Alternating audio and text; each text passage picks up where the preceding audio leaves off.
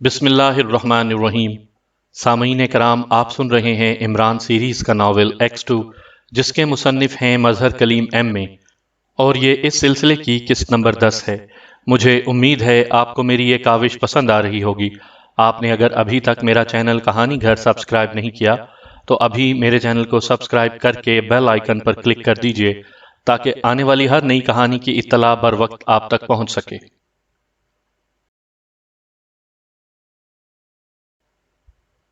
بوڑھا دروازے سے ہو کر ایک چھوٹے سے کمرے میں داخل ہوا۔ اس کمرے میں ایک میز اور ایک کرسی موجود تھی۔ سامنے والی دیوار میں ایک بڑی سی الماری موجود تھی۔ بوڑھا تیزی سے اس الماری کی طرف بڑھا۔ اس نے الماری کے پٹ کھولے اور اس میں پڑا ہوا ایک ٹرانسسٹر نما ٹرانسمیٹر نکال کر میز پر رکھا اور خود کرسی گھسیٹ کر بیٹھ گیا۔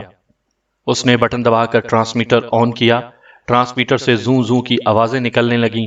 وہ ٹرانسمیٹر پر موجود ایک ناب گھما کر ڈائل پر موجود سوئی کو سیٹ کرتا رہا اور پھر ایک مخصوص ہندسے پر سوئی کے پہنچتے ہی ٹرانسمیٹر سے نکلنے والی زوں زوں کی آواز بند ہو گئی۔ اس کے بجائے ایسا شور ٹرانسمیٹر کے سپیکر سے بلند ہونے لگا جیسے لہریں دیوانہ وار ساحل سے ٹکرا رہی ہوں۔ بوڑھے نے ایک اور بٹن دبایا اور مائک کو منہ سے لگا کر تیز تیز لہجے میں بولنا شروع کر دیا۔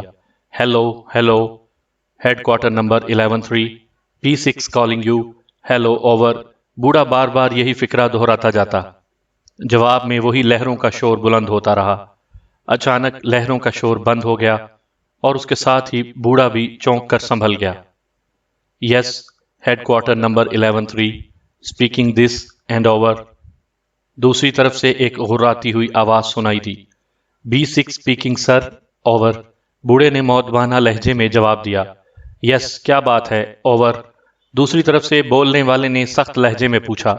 سر، D11 دو فورن ایجنٹس مشن ٹوسن اگنیسٹ کلاؤز کو لے کر میرے پاس پہنچا ہے۔ انہیں میں لباس تبدیل کرنے اور میک اپ کرنے کے لیے نیچے تہ خانے میں چھوڑ آیا ہوں، اوور۔ B6 نے رپورٹ دیتے ہوئے کہا۔ ٹھیک ہے، ہمیں ابھی ابھی اطلاع ملی تھی کہ D11 انہیں لے کر تمہارے پاس پہنچا ہے۔ انہیں ہر ممکن سہولت مہیا کرو اور انہیں بغیر میرا نمبر بتلائے پیغام دے دو کہ وہ frequency number 1101 east 6 north 2 degree پر مجھ سے رابطہ کر لیں، اوور۔ دوسری طرف سے B6 کو ہدایت ملی۔ اوکے سر، D11 کے متعلق کوئی خاص ہدایت، اوور۔ B6 نے D11 کے متعلق وضاحت چاہی۔ D11 کو ہدایت کر دو کہ وہ جہاں فورن ایجنٹ چاہیں انہیں وہاں چھوڑ کر ہیڈ کوارٹر 2010 پہنچ کر رپورٹ کرے، اوور۔ دوسری طرف سے D11 کے متعلق ہدایت ملی۔ Okay sir, over. B6 نے مطمئن انداز میں جواب دیا۔ اوور اینڈ آل، دوسری طرف سے کہا گیا اور ایک بار پھر لہروں کا شور بلند ہو گیا۔ B6 نے بٹن دبا کر ٹرانسمیٹر کو آف کر دیا اور پھر اسے اٹھا کر واپس الماری میں رکھ کر اس کے پٹ اچھی طرح بند کر دیے اور خود مڑ کر تیز تیز قدم اٹھاتا دیوار کی طرف بڑھ گیا۔ دیوار پر ایک سرخ رنگ کا بٹن لگا ہوا تھا۔ بوڑھے نے وہ بٹن دبا دیا، دروازہ دوبارہ نمودار ہوا اور بوڑھا واپس سٹور روم میں پہنچ گیا۔ وہاں سے اس نے کرسی کے شکستہ پائے کے ذریعے دروازہ دوبارہ بند کر دیا، پھر خود بھی سٹور روم سے باہر نکل آیا۔ سٹور روم کی باہر سے کنڈی لگا کر وہ اس کمرے کی طرف بڑھا جدھر وہ ان لوگوں کو چھوڑ کر آیا تھا۔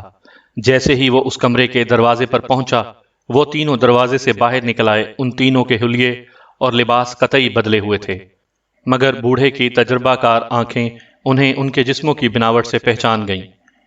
بوڑھے نے D11 کو ہیڈ کوارٹر کا اور شارپ وائلی اور بلیک کلارک کو ان کا پیغام پہنچا دیا۔ اوکے نمبر B6، تم ہمیشہ یاد آؤ گے۔ تم جیسے افراد جب تک ہماری قوم میں رہیں گے، ہماری قوم پوری دنیا پر چھائی رہے گی، شارپ وائلی نے جذباتی لہجے میں کہا، اور پھر بوڑھے سے ہاتھ ملا کر وہ تینوں مین گیٹ کی طرف چل پڑے۔ مین گیٹ کھول کر وہ باہر نکلنے ہی والے تھے کہ اچانک ان تینوں کے سینوں پر مشین گنوں کی نالیں ٹک گئیں۔ فوجیوں نے ان کے گرد گھیرا ڈال لیا تھا۔ ٹائیگر کوٹھی سے باہر نکلا تو وہ اچھا خاصا پریشان اور الجھا ہوا تھا۔ دراصل تازہ ترین گزرا ہوا واقعہ اس کے ذہن کی سکرین پر فلم کی طرح چل رہا تھا۔ وہ کس طرح صفدر کا تعاقب کرتا ہوا اس کوٹھی کے اندر داخل ہوا اور پھر کس طرح اسے اچانک گھیر کر پکڑ لیا گیا۔ پھر حال میں سر سلطان، عمران اور دیگر تمام ممبران کی موجودگی X2 کا لانا، پھر فلم اور سب سے آخر میں لڑائی، اور پھر صفدر کی تہ خانے سے رہائی۔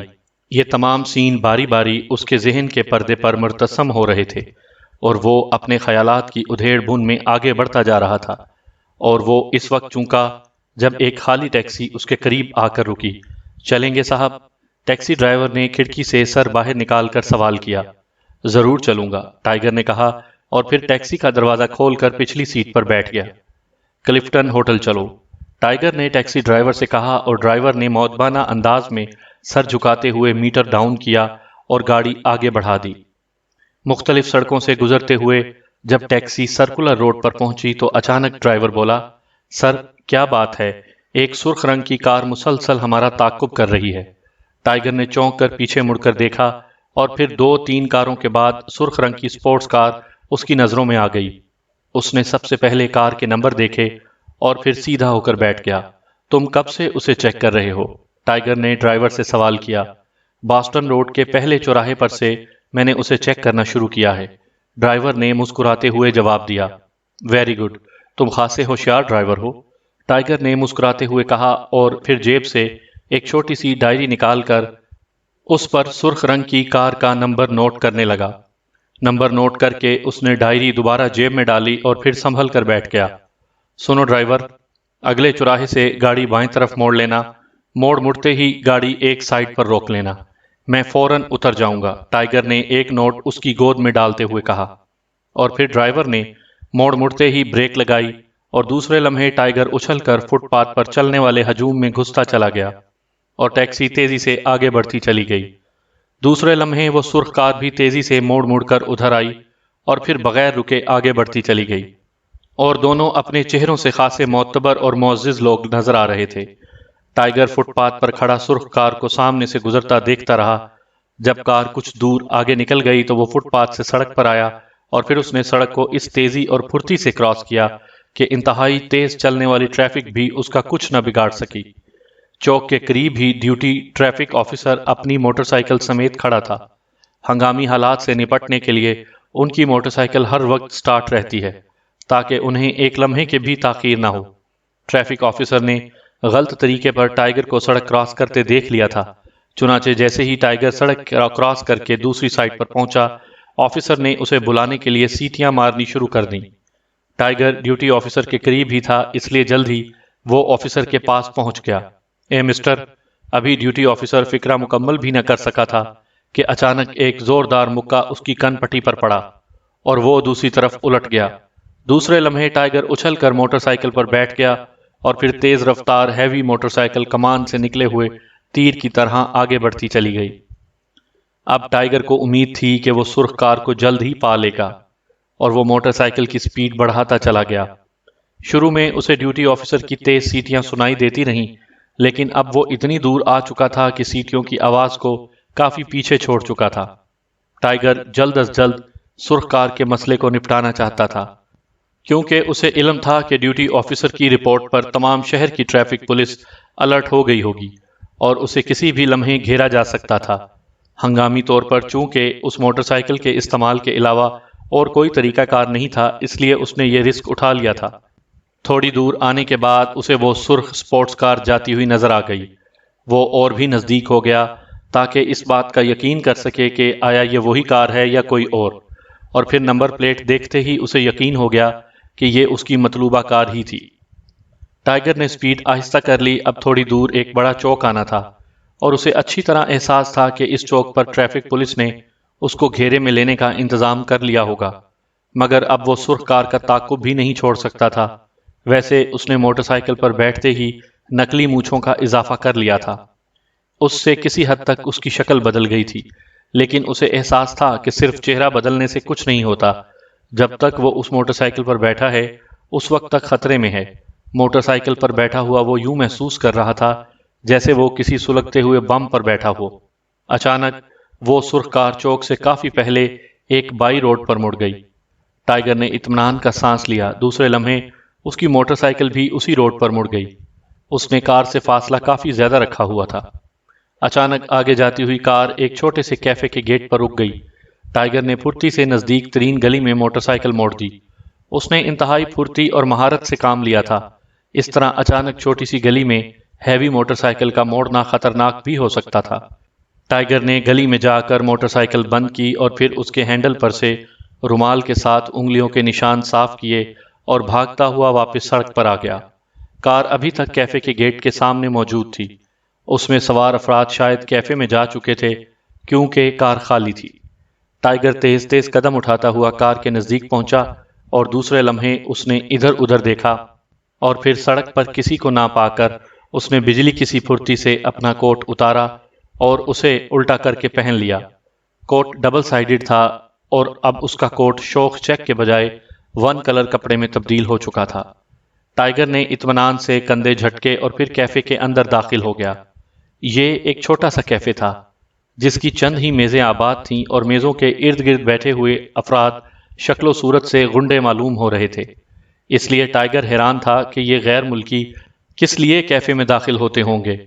کیفے کے حال پر طائرانہ نظر ڈالتے ہی ٹائیگر کو معلوم ہو گیا کہ غیر ملکی حال میں موجود نہیں ہیں۔ ایک کونے کے کاؤنٹر کے پیچھے ایک انتہائی سخت گیر شکل کا مالک بیٹھا ہوا اسے گھور رہا تھا۔ اس کا جسم خاصا سڈول تھا اور اس کی شکل دیکھتے ہی آدمی کو احساس ہو جاتا تھا کہ وہ بات بے بات پر آستین چڑھانے والا شخص ہے۔ حال میں موجود دیگر افراد بھی ٹائیگر کو بغور گھور کر دیکھ رہے تھے۔ ٹائیگر ایک خالی کرسی پر بیٹھ گیا۔ اس کے انداز سے اطمینان جھلک رہا تھا، جیسے وہ کسی نئی جگہ پر نہیں بلکہ جانی پہچانی جگہ پر آیا ہو۔ اس کے بیٹھتے ہی ایک غنڈہ نما بہرا تیزی سے اس کی طرف بڑھا۔ کیا چاہیے؟ اس نے کرخت لہجے میں سوال کیا۔ اس کے انداز سے جاریت نمایاں تھی۔ کیا مل سکتا ہے یہاں؟ ٹائیگر نے بھی بڑے اکھڑے سے لہجے میں سوال جڑ دیا۔ شراب، کھانا، چائے اور بہت کچھ، بہرے نے طنزیہ انداز میں جواب دیا۔ ایک بوتل ڈرائی جن لے آؤ، ٹائیگر نے سخت لہجے میں آرڈر دیا۔ ایک بوتل؟ بہرے نے حیرت سے آنکھیں پھاڑیں۔ کم ہے تو 2 بوتلیں لے آؤ، ٹائیگر نے لاپرواہی سے کہا اور بہرا چند لمحوں تک کچھ نہ بولنے کے بعد کان کھجاتا ہوا واپس کاؤنٹر کی طرف مڑ گیا۔ ٹائیگر کی تیز نظریں چاروں طرف گھوم رہی تھیں۔ وہ ان غیر ملکیوں کے متعلق سوچ رہا تھا کہ وہ دونوں کہاں چلے گئے ہیں۔ کار کی باہر موجودگی سے تو صاف ظاہر ہو رہا تھا کہ وہ اندر ہیں، مگر کہاں ہیں اور کیا کر رہے ہیں؟ یہ سوال جواب طلب تھا۔ چند لمحوں بعد بہرا 2 بوتلیں ڈرائی جن کی لے کر آ گیا، ساتھ ہی وہ گلاس اور سوڈا بھی لے آیا تھا۔ یہ گلاس اور سوڈا واپس لے جاؤ اور یہ لو اپنی ٹپ۔ ٹائیگر نے لاپرواہی سے جیب میں ہاتھ ڈالا اور پھر 50 کا نوٹ نکال کر بہرے کے ہاتھ میں پکڑا دیا۔ بہرا یوں آنکھیں پھاڑے ٹائیگر کو دیکھ رہا تھا جیسے زندگی میں پہلی بار وہ کسی انسان کو دیکھ رہا ہو۔ میرا منہ کیا دیکھ رہے ہو؟ جاؤ اپنا کام کرو۔ اور وہ دانت نکالتا ہوا واپس مڑ گیا۔ 50 روپے کی ٹپ شاید زندگی میں اسے پہلی بار ملی تھی، اس لیے وہ یوں چل رہا تھا جیسے ہوا میں پرواز کر رہا ہو۔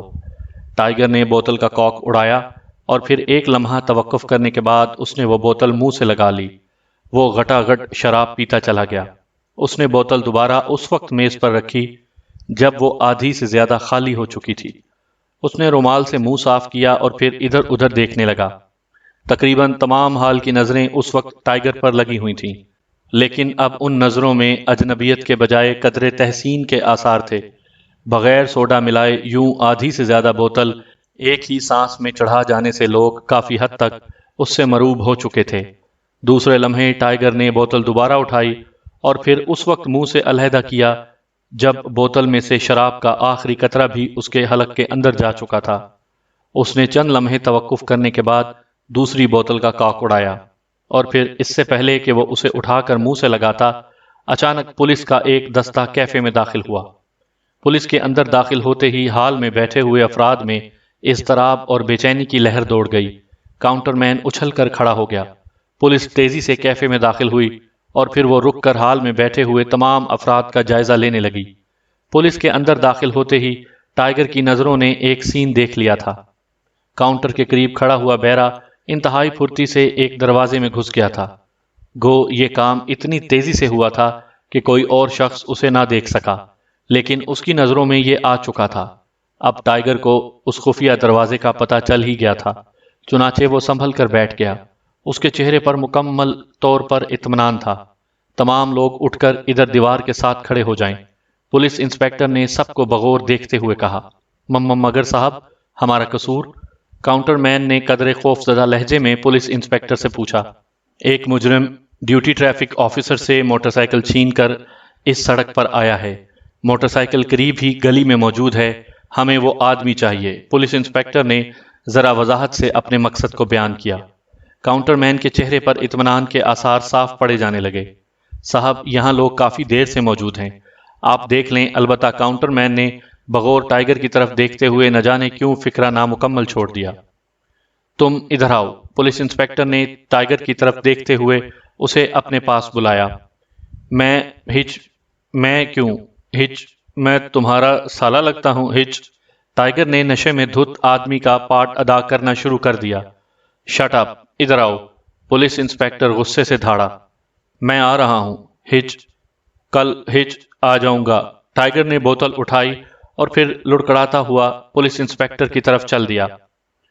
टाइगर की अदाकारी इतनी बेदाग थी कि यूं महसूस हो रहा था जैसे वो सदियों से यूं ही नशे में धुत रहा हो और उसे इर्द गिर्द की दुनिया का कतन होश ना हो। ये तो मेरे ख्याल में काफी देर से नशे में धुत है। देखो, उसकी टेबल पर मौजूद खाली बोतल से साफ पता चलता है कि कम से कम 2-3 घंटे से पी रहा है। एक सब इंस्पेक्टर ने इंस्पेक्टर पर अपनी मंतक का रोब झाड़ा। मालूम तो ऐसे ही होता है, और फिर उसका कोट तो मुजरिम से कतई मुख्तलिफ है।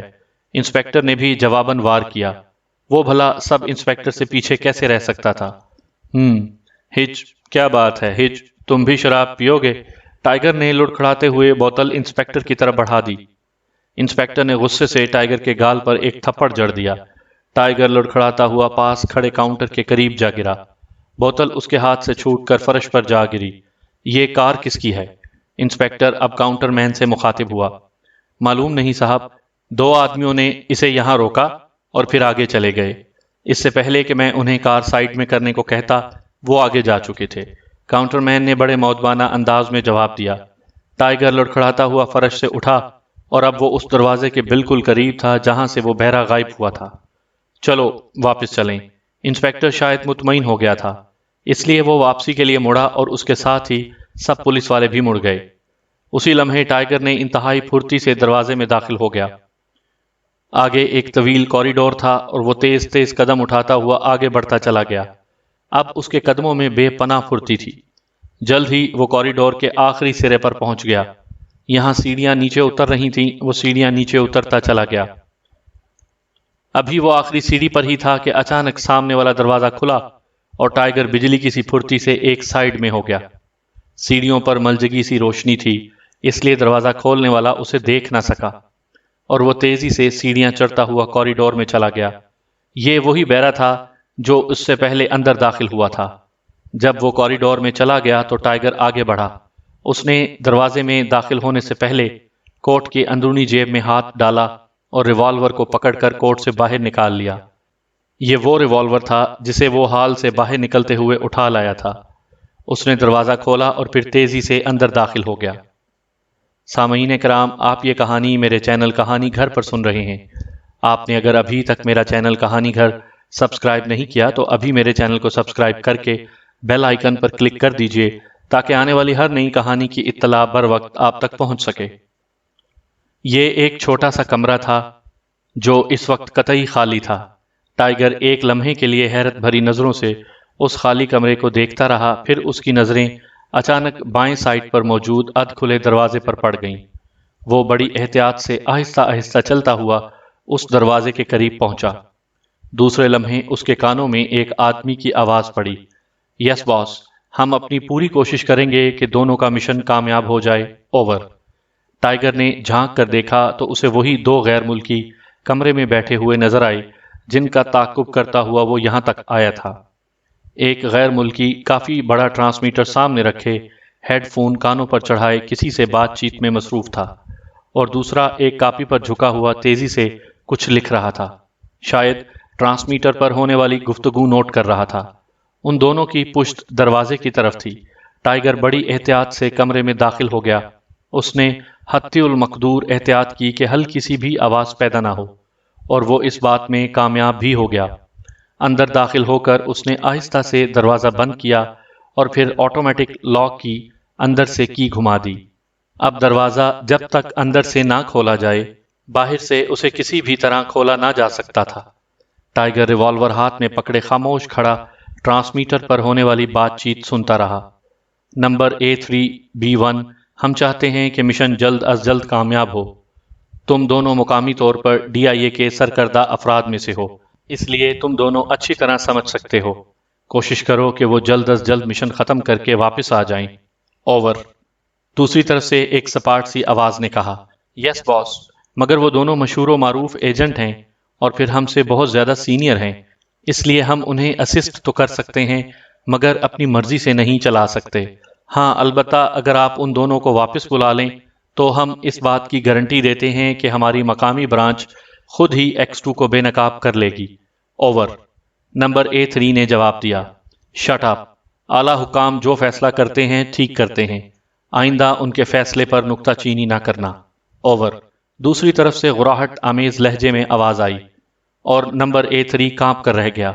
इससे पहले कि वो कोई जवाब देता, अचानक उसके करीब बैठे हुए B1 ने गैर इरादी तौर पर मुड़ कर देखा और फिर टाइगर को बड़े सुकून से वहां खड़ा देखकर उसकी हैरत से सिट्टी गुम हो गई। मगर दूसरे ही लम्हे वो इंतहाई तेजी से मुड़कर खड़ा हो गया और इस बार उसके हाथ में रिवॉल्वर था। टाइगर के दोनों हाथ पुश्त पर थे और वो बड़े सुकून के साथ खड़ा था। उसके चेहरे पर बड़ी अजीब सी मुस्कुराहट खेल रही थी। कौन है तू? B1 चीते की तरह गुर्राया। A3 ने भी फौरन ओवर एंड ऑल कहा और फिर ट्रांसमीटर का बटन ऑफ करके बड़ी फुर्ती से हेडफोन सर से उतार फेंका। अब वो भी अलर्ट हो गया था। उसके हाथ में भी रिवॉल्वर चमक रहा था। टाइगर ने कोई जवाब नहीं दिया। वो उसी तरह खामोश और इत्मीनान से खड़ा रहा। कौन हो तुम और यहाँ कैसे पहुंचे? B1 फिर गुर्राया और उन दोनों के रिवॉल्वरों के रुख जाहिर है टाइगर की तरफ ही थे और उनकी उंगलियां ट्रिगर्स पर जमी हुई थीं। तुम दोनों ने अपने बॉस से बातचीत खत्म कर ली या अभी कुछ बाकी है? टाइगर ने उन दोनों से ऐसे लहजे में पूछा जैसे खुद उनका बॉस हो। Shut up and hands up. Number A3 को टाइगर के सुकून पर जलाल आ गया। टाइगर का इत्मीनान से भरपूर लहजा वाकई मुखालिफ के शदीद गुस्से का महरिक बन जाता था और टाइगर तो शायद खुद इसी बात के इंतजार में था कि वो हैंड्स अप का ऑर्डर दें। चुनाचे उसने हाथ उठाने के लिए दोनों हाथों को हरकत दी और फिर दोनों को ऐसे महसूस हुआ जैसे बिजली चमकी हो। दूसरे लम्हे दो धमाके हुए और मुकाबिल में दोनों अफरादों के हाथ से रिवॉल्वर निकलकर दूर जा गिरे थे। अब टाइगर के हाथ में रिवॉल्वर चमक रहा था। उसकी नाल से अब तक हल्का हल्का धुआं निकल रहा था। वाकई वो कमाल का निशानाबाज साबित हुआ है। इतनी तेजी और इतनी फुर्ती कि वो दोनों तसव्वुर भी ना कर सकते थे। अब तुम दोनों अपने हाथ ऊपर कर लो। खबरदार अगर शरारत की। टाइगर ने इसी तरह उन्हें इत्मीनान से हुक्म दिया, लेकिन वो भी शरारत करने से बाज ना आए और हाथ उठाते हुए अचानक B1 का हाथ हरकत में आया और करीब पड़ी कुर्सी बंदूक की निकली गोली की तरह टाइगर की तरफ लपकी। टाइगर ने कुर्सी से बचने के लिए फुर्ती से एक तरफ छलांग लगाई और उसी वक्त A3 ने भी उस पर छलांग लगा दी। गो टाइगर ने उसे डॉज देने की बेहद कोशिश की, लेकिन वो दोनों एक दूसरे में उलझकर दरवाजे के करीब गिर गए। उसी लम्हे दरवाजे की दूसरी तरफ से भी शोर बुलंद हुआ, जैसे 2-3 आदमी शोर मचा रहे हों। उसी शोर ने A3 और B1 को एक लम्हे के लिए चौंका दिया और उसी लम्हे से टाइगर ने फायदा उठाया और दूसरे लम्हे वो यूं उछल कर खड़ा हो गया जैसे उसका जिस्म स्प्रिंगों से बना हुआ हो। रिवॉल्वर तो टाइगर के हाथों से निकल चुका था, मगर इससे पहले कि A3 उठता, B1 उस पर झपट पड़ा। टाइगर ने अपने जिस्म को हल्का सा खम दिया और फिर दूसरे लम्हे भारी भरकम B1 मट्टी के बेजान खिलौने की तरह उसके हाथों पर बुलंद होता चला गया। उसी लम्हे दरवाजा जोर से खुला और काउंटरमैन की खौफनाक शक्ल दरवाजे पर नजर आई। दूसरे लम्हे टाइगर ने अपने हाथों को झटका दिया और हाथों पर उठा हुआ B1 रॉकेट की तरह सीधा काउंटरमैन के सीने से जा टकराया। काउंटरमैन के पीछे भी 2 आदमी मौजूद थे। B1 का टकराना उन तीनों के लिए होलनाक साबित हुआ और वो तीनों वहीं गैलरी में ही लुढ़क गए। इस दौरान A3 एक दाव टाइगर पर इस्तेमाल करने में कामयाब हो गया। उसने झपट कर टाइगर को पुश्त की तरफ से दोनों बाजुओं में जकड़ लिया और दूसरे लम्हे उसने चाहा कि टाइगर को अपने बाजुओं के सहारे फर्श पर दे मारे कि टाइगर ने दोनों कोहनियां पूरी कुवत से A3 के पहलुओं में मारी और फिर A3 के हलक से एक चीख बुलंद हुई और टाइगर के गिर्द बाजुओं का हल्का ढीला पड़ गया। टाइगर फुर्ती से मुड़ा اور دوسرے لمحے A3 اس کے سینے سے آ لگا۔ اب A3 کی پشت ٹائیگر کے سینے سے ٹکرا رہی تھی اور اس کا ایک بازو اس کی گردن اور دوسرا اس کی کمر میں لپٹا ہوا تھا۔ اب A3 بری طرح ٹائیگر کے شکنجے میں جکڑا جا چکا تھا۔ گو اس نے پھڑ پھڑانے کی بے حد کوشش کی، مگر شکاری کا جال سخت تھا۔ جیسے ہی A3 رہا ہونے کی جدوجہد کرتا، ٹائیگر گردن پر دباؤ مزید بڑھا دیتا۔ A3 کی آنکھیں اپنے حلقوں سے باہر امنڈ آئیں اور چہرہ سرخ ہو گیا۔ اس کا دم گھٹ رہا تھا اور اس کی پشت پر ٹائیگر کھڑا بڑے اطمینان سے مسکرا رہا تھا، جیسے شاہین نے پنجوں میں ایک ننھی سی چڑیا کو دبوچ رکھا ہو۔ B1 کاؤنٹر مین اور اس کے دو ساتھی سامنے دروازے پر کھڑے حیرت سے اس منظر کو دیکھ رہے تھے۔ A3 ان کے وسیع حلقے میں آئرن مین کے نام سے یاد کیا جاتا تھا۔ آج تک بڑے بڑے شہزور اس کے مقابلے میں 2-3 منٹ سے زیادہ نہ جم سکے تھے، اور اس کا چیلنج تھا کہ وہ 4 آدمیوں سے بیک وقت لڑ سکتا ہے۔ اس وقت وہ ایک نوجوان کے شکنجے میں جکڑا ہوا بے بس نظر آ رہا تھا۔ اب تو اس کی زبان بھی حلق سے قدرے باہر نکل آئی تھی اور تکلیف کی شدت سے آنکھوں پر سے مسلسل پانی بہہ رہا تھا، اور ٹائیگر واقعی ٹائیگر تھا، بے مثال اور خدا داد قوت کا حامل۔ تمہارا A3 اس وقت موت اور زندگی کے دوراہے پر کھڑا ہے۔ صرف ایک جھٹکا اس کو ہمیشہ ہمیشہ کے لیے اس دنیا سے چھٹکارا دلا سکتا ہے۔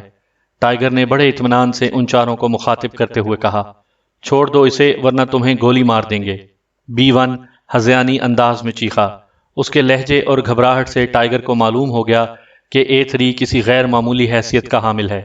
چنانچہ ٹائیگر نے فوری طور پر فیصلہ کر لیا کہ A3 کو وہ ہر قیمت اپنے ساتھ لے جائے گا۔ اس کو واثق یقین تھا کہ A3 عمران کے لیے ایک اچھا تحفہ ثابت ہوگا۔ مار دو گولی۔ ٹائیگر A3 کو لے کر آگے دروازے کی طرف آہستہ آہستہ بڑھنے لگا۔ رک جاؤ، چھوڑ دو اسے۔ اچانک کاؤنٹر مین نے ریوالور نکال لیا اور پھر اس کے سر کے اشارے پر اس کے پیچھے موجود 2 آدمی بھی ہاتھ میں ریوالور لیے سائیڈوں میں بکھر گئے۔ وہ شاید ٹائیگر کو چاروں طرف سے گھیرنے کا پروگرام بنا رہے تھے۔ ٹائیگر کے ہاتھ میں ریوالور نہ تھا، اس لیے اگر وہ گھیرا ڈال لیتے تو یقیناً ٹائیگر کا پروگرام ناکام ہو سکتا تھا۔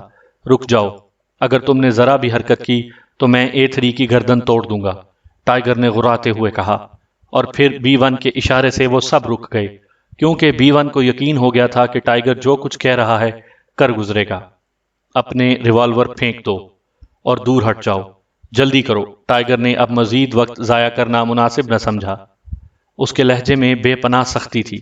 B1 کے اشارے پر سب نے ریوالور پھینک دیے اور پیچھے ہٹتے چلے گئے۔ ٹائیگر A3 کو گھسیٹتا ہوا کمرے سے گیلری میں لے آیا۔ دروازے سے گزرتے ہوئے اس نے اچانک ایک ایسی حرکت کی جو باقی سب کے لیے یقیناً حیران کن ثابت ہوئی۔ ٹائیگر اچانک A3 کو لیے ہوئے تیزی سے جھکا اور پھر بجلی کی سی پھرتی سے اس نے A3 کی کمر سے ہاتھ اٹھایا اور دوسرے لمحے فرش پر پڑا ہوا ریوالور اس کے ہاتھ میں تھا۔ مگر A3 کے لیے اتنا وقفہ کافی تھا۔ اس سے پہلے کہ ٹائیگر ریوالور کو پکڑ کر سیدھا ہوتا، A3 نے اچانک اپنے جسم کو جھٹکا دیا اور دوسرے لمحے ٹائیگر اچھل کر برآمدے میں جا گرا۔ پھر سب اس پر بری طرح ٹوٹ پڑے۔ ٹائیگر ان سب کے درمیان دب گیا، مگر دوسرے ہی لمحے اس نے پوری قوت سے اپنے جسم کو جھٹکا دیا اور اس سے لپٹے ہوئے تینوں آدمی دیواروں سے جا ٹکرائے۔ ٹائیگر نے ہاتھ میں پکڑے ہوئے ریوالور کا ٹریگر دبا دیا اور پھر وہ ٹریگر مسلسل دبتا چلا گیا اور نتیجے میں گیلری میں چیخوں کا طوفان آ گیا۔ کاؤنٹر مین، اس کے 2 ساتھی اور B1 ڈھیر ہو چکے تھے۔ A3 جو اب تک اپنی گردن مسلنے میں لگا ہوا تھا اکیلا رہ گیا۔ اس کے تصور میں بھی نہیں تھا کہ پانسا یوں اچانک پلٹ جائے گا۔ اس سے پہلے کہ وہ سنبھلتا، ٹائیگر نے آگے بڑھ کر لیفٹ ہک پوری قوت سے اس کی بائیں کن پٹی پر جما دیا اور A3 لڑکھڑا گیا، اور پھر ٹائیگر نے لاتوں اور مکوں کی A3 پر بارش کر دی۔ جب ٹائیگر کو یقین ہو گیا کہ اب A3 کم از کم 2-3 گھنٹوں کے لیے ہوش و حواس سے ہاتھ دھو بیٹھا ہے، تو اس نے اپنے ہاتھ روکے اور پھر جھک کر ایک دم سے بے ہوش A3 کو اٹھا کر کاندھے پر لادا اور کیفے کے ہال کے دروازے کی طرف بڑھا۔ جب وہ دروازہ کھول کر ہال میں آیا تو ہال تقریباً خالی تھا۔ چند بہرے ادھر ادھر گھومتے پھر رہے تھے۔ ٹائیگر نے کسی طرف بھی توجہ دیے بغیر تیزی سے آؤٹ گیٹ کی طرف چھلانگ لگائی اور اس سے پہلے کہ بہرے صورتحال کو سمجھتے، کیفے کے باہر کھڑی کار کا دروازہ کھول کر وہ A3 کو اندر پھینک چکا تھا۔ دوسرے لمحے وہ ڈرائیونگ سیٹ پر بیٹھ چکا تھا، مگر اب مسئلہ تھا اگنیشن کی چابی کا۔ اس نے پھرتی سے جیب میں ہاتھ ڈالا اور پھر فاؤنٹین پین نکال کر اس کا ایک سرا دبایا۔ اس کے دوسرے سرے سے ایک ماسٹر کی باہر نکل آئی۔ اب بیرے بھی کار کے گرد اکٹھے ہو گئے تھے۔ ایک بیرے نے جھٹکے سے دروازہ کھولا، مگر اتنے میں ٹائیگر کی اگنیشن میں ڈال کر گاڑی سٹارٹ کر چکا تھا۔ اس نے ایک جھٹکے سے کار آگے بڑھا دی، مگر وہ حرام صورت بیرا کار کے شدید جھٹکے کے باوجود کار کے اندر آنے میں کامیاب ہو گیا اور دوسرے بیرے شور مچاتے ہوئے کار کے پیچھے دوڑنے لگے۔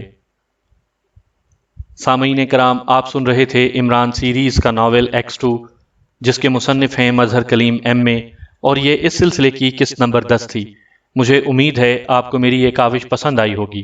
آپ نے اگر ابھی تک میرا چینل کہانی گھر سبسکرائب نہیں کیا تو ابھی میرے چینل کو سبسکرائب کر کے بیل آئیکن پر کلک کر دیجئے، تاکہ آنے والی ہر نئی کہانی کی اطلاع بر وقت آپ تک پہنچ سکے۔